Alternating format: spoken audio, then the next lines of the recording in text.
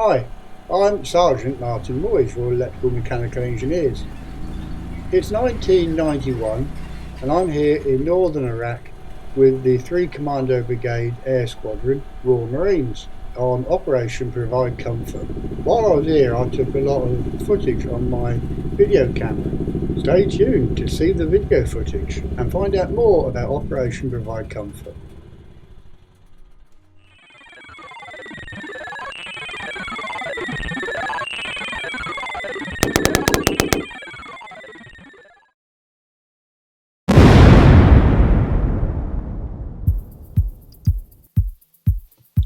The footage used in this video was filmed using a Sony CCD f350E 8mm video camera at 640 by 480 pixels, 480p, and only recently downloaded from the 34-year-old 8mm tapes.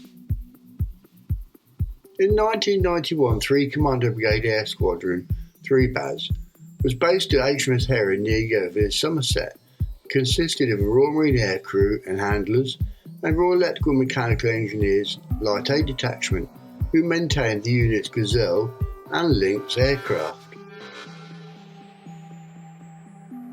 On Good Friday, April 4th, 1991, the Kurds of Iraq rose up against Saddam Hussein. Alas, the Kurdish uprising was brave, spontaneous, hopeless, glorious, and doomed to failure. The Kurds fought with Saddam's army for one day, but could not withstand tanks and helicopters and trained troops. In a panic, the entire Kurdish population of more than 3 million people fled to the mountains. There in the mud and snow, unable to go forward, unable to go back, Kurds began to die by the thousands. Operation Haven, which was the UK's name for the operation, and was otherwise known as Operation Provide Comfort, was a multinational operation initiated to defend the Kurdish refugees fleeing their homes and to deliver humanitarian aid to them. There was a no-fly zone initiated to help to bring the aims of the operation about. Only a few hours after arriving back from the winter deployment, 3 Commando Brigade Air Squadron Royal Marines was put on short notice to deploy to northern Iraq, and indeed sailed for Turkey with 6 Lynx and 4 Gazelle aboard the RFA Argus on the 20th of April 1991, along with 846 Naval Air Squadron, to participate in the multinational Operation Haven, or Operation Provide Comfort.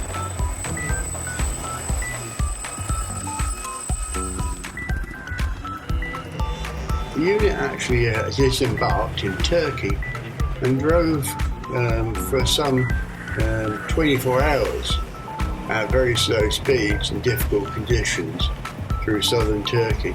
As you can see, lots of abandoned oil tankers, lots of little watch points, and the progress was slow going, to say the least. It also involved driving along the Syrian border, although we didn't see any Syrian watch posts or anything. The towns, as you can see, are nothing like here in the UK, although the scenery itself, the countryside, was extremely beautiful.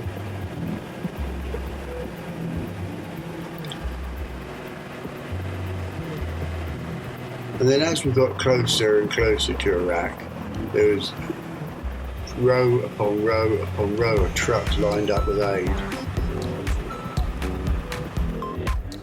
When we arrived in Salopi, we were in a field near the village, or near the town itself, and it appeared to be lovely long lush grass at the time. Little did we know it would turn into lots of dust. And of course you've got the big helicopters landing and taking off all the time, and eventually they were kicking up lots and lots of dust and debris all over the place.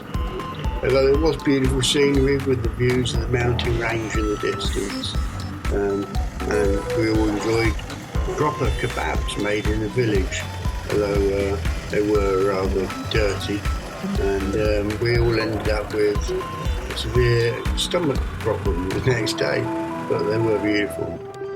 This is the LAD Remy. Another big thing was not to throw your teddy in the corner. RSM Eddie Candlish always said, "Don't throw your teddy in the corner, boys." And we set up our own barber shop in the back of my truck. It was only a few short days later that we moved out of Salopi and headed towards Iraq.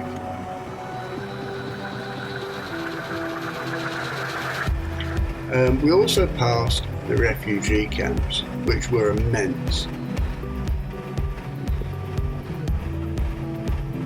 It was shocking how many tents, how many thousands of people were in these camps.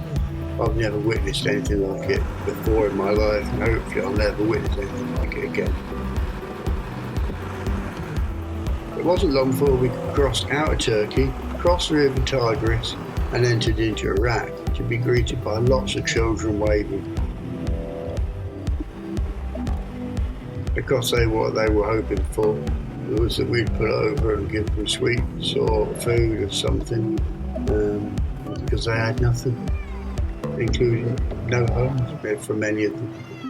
This is an little Iraqi town. Here you can see a mural of Saddam Hussein that has been shot up, lots of bullet holes in the mural.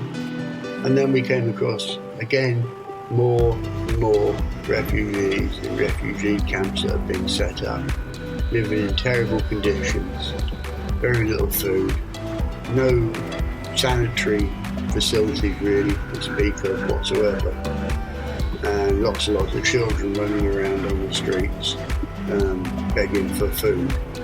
Little did we know that, and I'll mention it at a later stage, they were also picking up Iraqi helmets and bayonets that the Iraqi Republican Guard had left behind and had booby-trapped.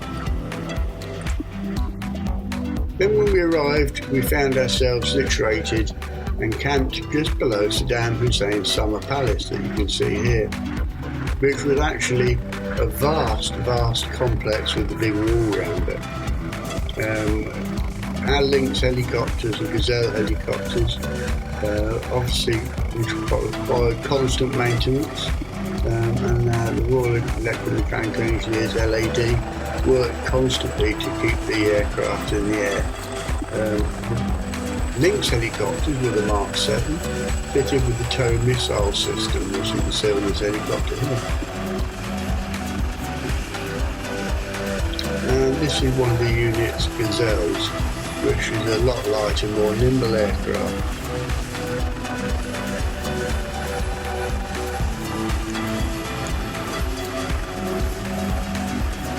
Again, you can see the beautiful background.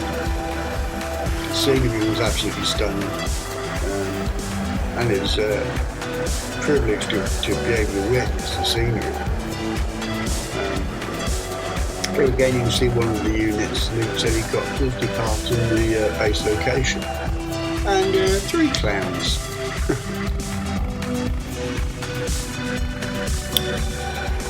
Some of our aircraft didn't make it on RFA Argus, and they followed on later.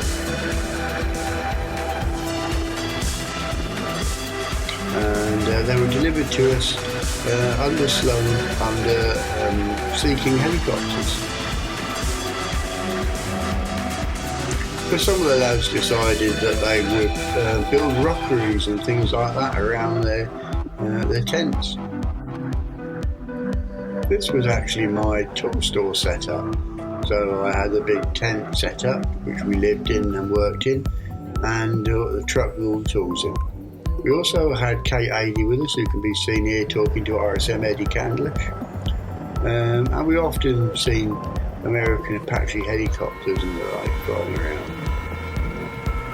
This was a flight out in one of the Lynx Mark 7 helicopters, which was basically just Iraqi around the area, just observing movements of the Kurds and any potential Iraqi forces.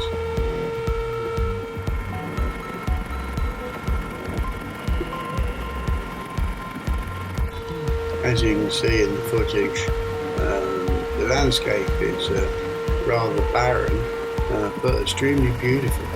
Lots of mountains there, lots of greenery.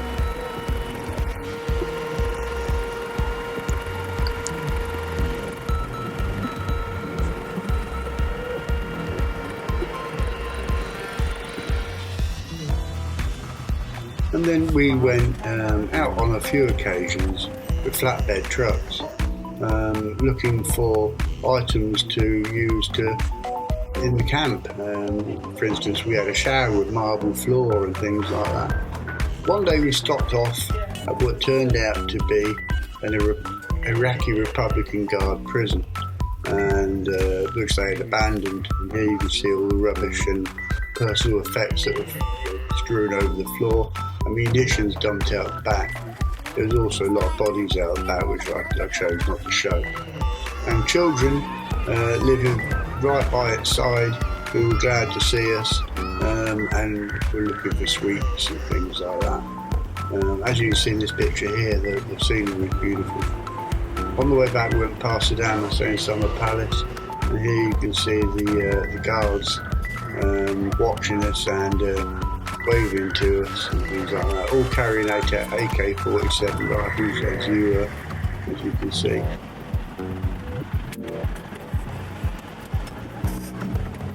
Again, the poor children, that they would risk running out in front of the trucks to get sweets.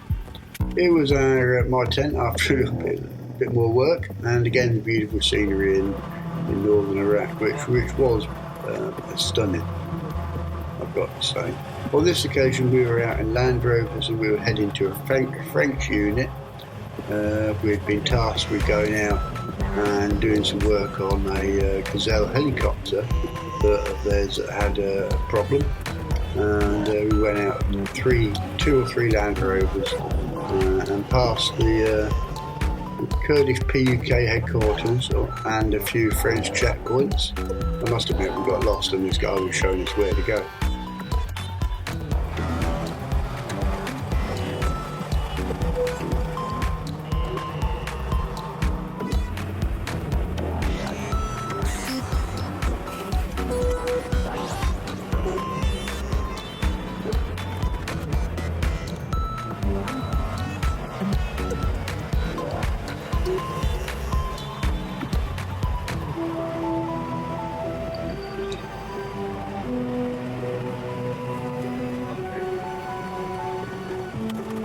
Here you see a Russian tank which the Iraqi Republican Guard had used and abandoned, and here you see the Republican Guard around the palace with big binoculars monitoring what happened around the palace areas.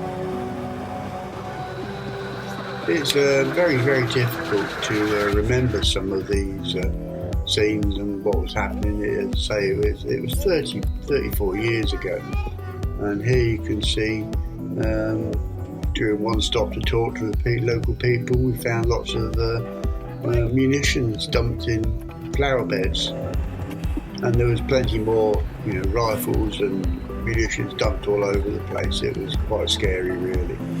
Here you see an American armed helicopter that visited us, taking off.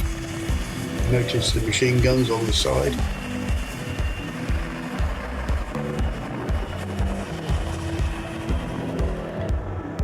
We often see Hercules aircraft coming in to land at the airhead, the American airhead, which is the other side of the mountain from us.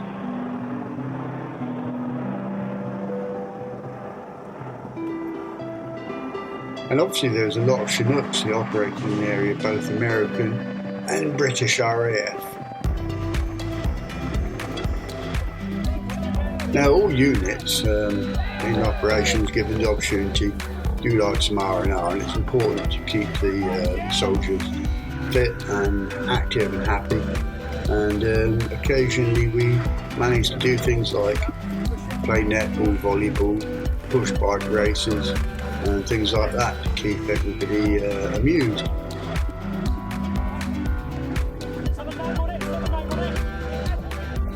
Including things like this, which was supposed to be a ski contest, but quickly turned into chaos, as you can see. It also involved pulling Land Rovers and trailers up quite steep hills. It didn't look steep in this picture here, but believe me, it was quite a steep hill and very dusty. And we also found a lot of used canning shells and decided to turn them into a game of bagatelle. Well, this is it. This is where I work. I'll show you around a little bit what I'm doing, so here I'll show you. This is where I work. So here, you go to sleep.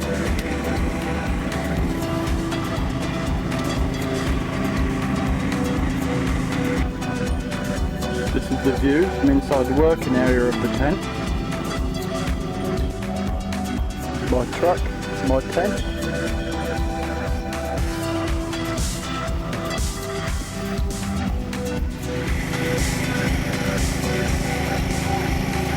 That's the town of Saddam.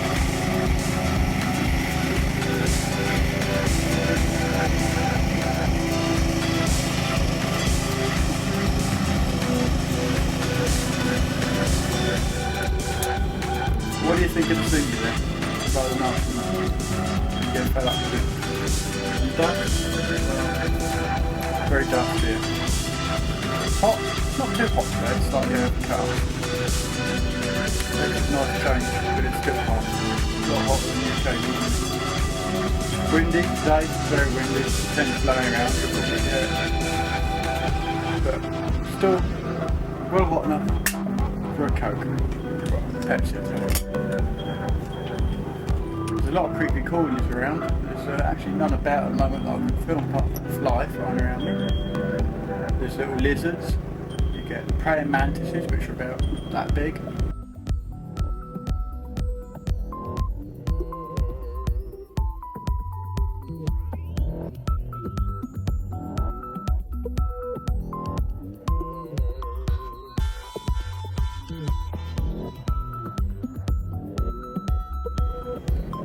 Mosquitoes that are the size of daddy long legs. It's quite hot out there and I like to keep out of the way really.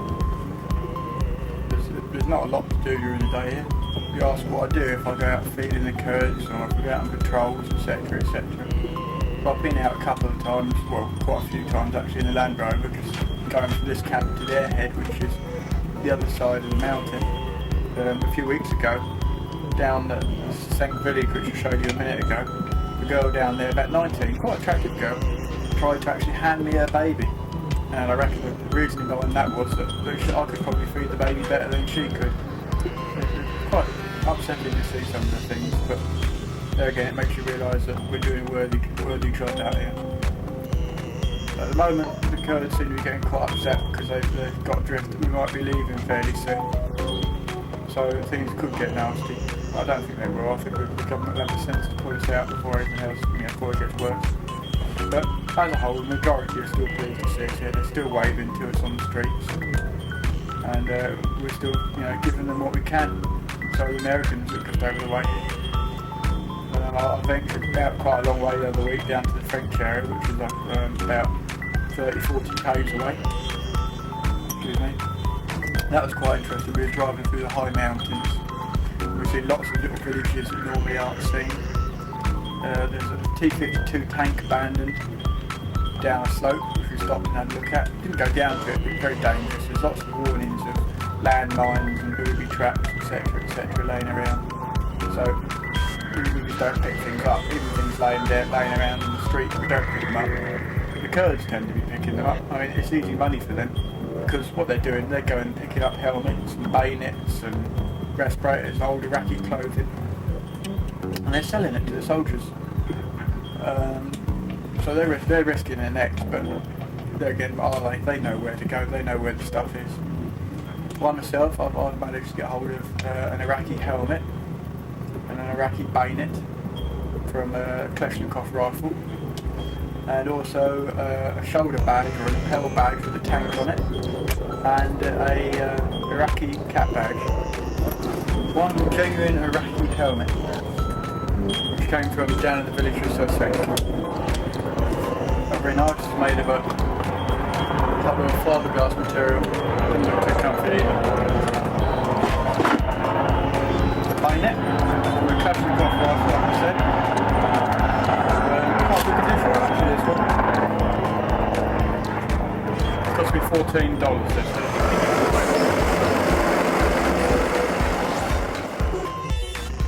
We had a lot of aviation activity around us, multinational, including this French helicopter, this French Gazelle, which visited us, and those were very interested to have a dig over it and a look at it and compare the differences between the French Gazelle and the British Gazelles that we obviously had.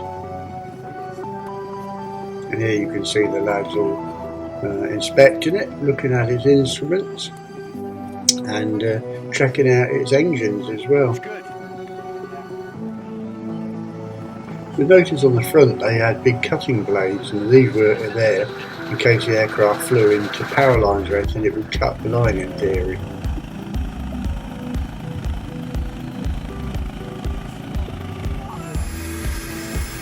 And here you can see the French Gazelle starting its engine ready to depart from our location. Again, and I can't say this enough times, the mountain scenery in the background was absolutely stunning.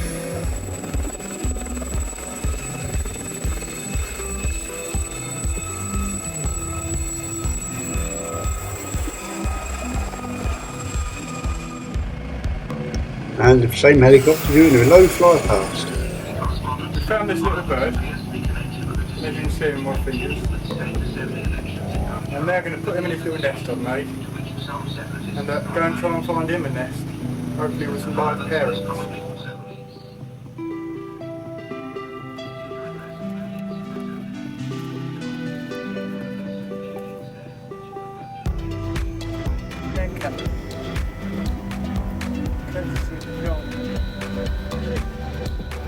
Another happy customer from our barber shop.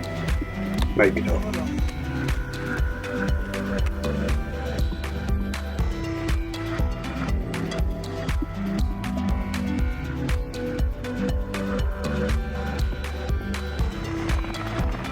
As you can see, it got very, very dusty and dry, and when helicopters landed, they kicked it up something wrong, and everything got coated in dust and straw and crap.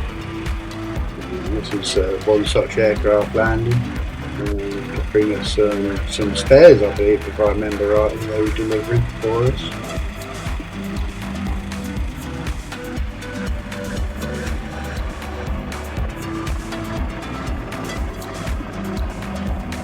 As you can imagine, all this dust and dirt and crap gets into the engines of the aircraft as well. So the aircraft were all fitted with filters, but it didn't stop the crap going in. And here you can see the effect of the Chinook landing. Just all the straw and crap hitting the camera and everything, and covering everything in dirt.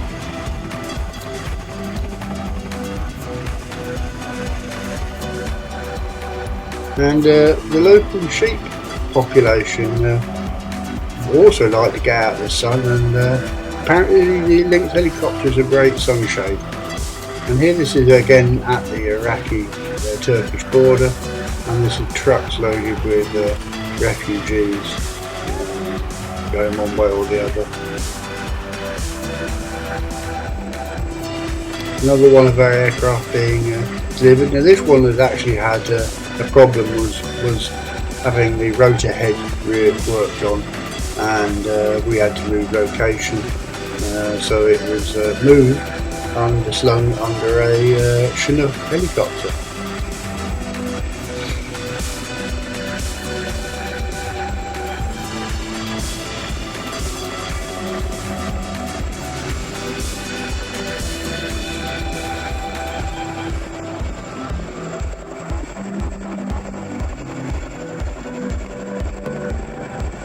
This just goes really to show what a massively capable aircraft the Chinook really is. I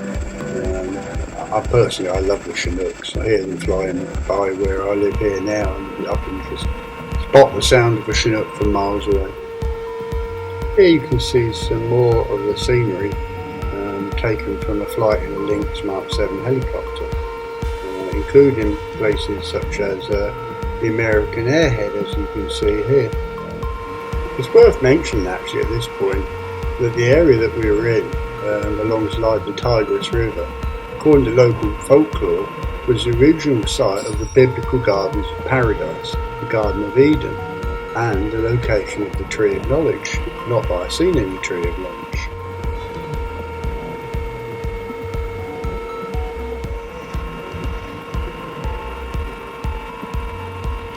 We actually found a lovely oasis and rocky pools where we could go swimming to cool off and basically wash, because there wasn't much washing facilities in the unit location. So the lads really enjoyed flying out to here and having a bit of relaxation and a bit of a giggle and a bit of a swim. The water was lovely and clear, and I can tell you it was freezing cold as well, which was a real relief from the huge heat of the Iraqi sun.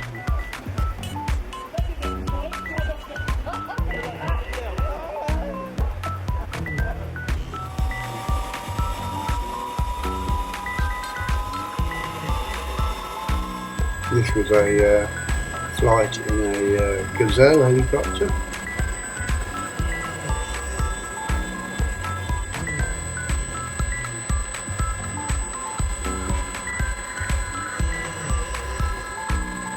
Now the Gazelle, as you can see, is a pretty quick, nimble little aircraft indeed, and because it's such a lot of glass around the bubble of the Gazelle, the scenery, the views from sitting inside a Gazelle were far better than those that you could see out the windows of a Lynx helicopter. And the lads here are throwing it around a little bit. I think they were trying to scare us, but they didn't. But again, scenery is absolutely awesome, isn't it? And you can see why people believe it was the Garden of Eden.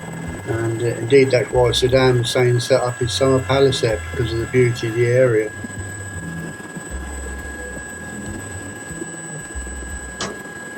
And here we are coming back and landing in the unit's location area. As you can see, it's the grass was still fairly long there, and the helicopters kind of disappeared into it when they landed. But it was what we called home at the time.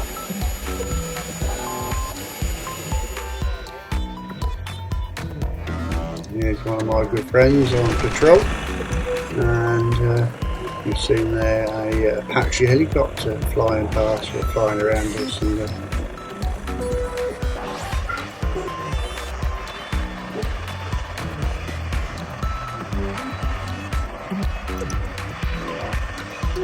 this was aboard a Chinook helicopter, and this was pretty much at the end of our tour.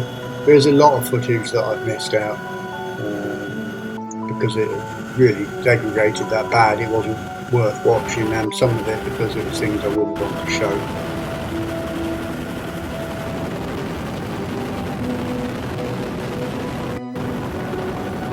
So this is the flight back from where we were located to the United States Air Force Base at Diabika, which is where we would depart, heading back for the UK.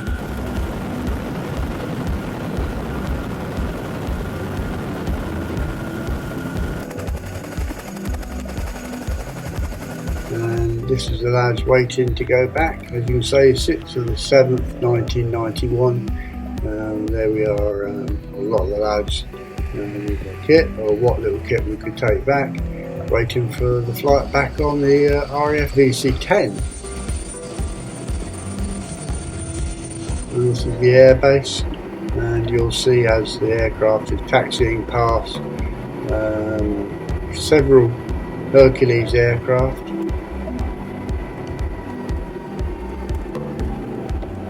And also much bigger aircraft such as the C-5 Galaxy, which is a monstrously sized aircraft.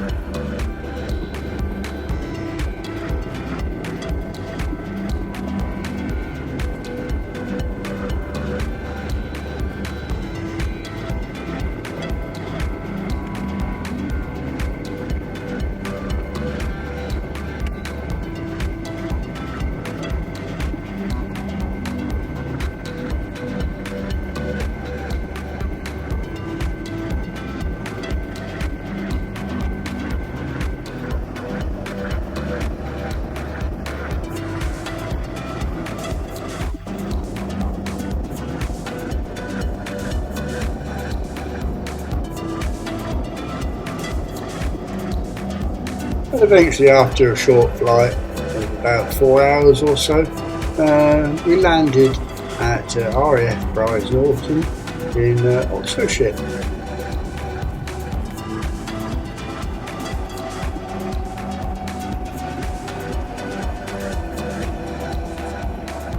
We all were given humanitarian coins, certificates of appreciation, and we also won the General Service Medal, Northern Iraq and Southern Turkey Bar. And that's it. I hope you enjoyed my video. If you did, please don't forget to comment, like, subscribe and share, which would be really appreciated. Take care now, and God bless.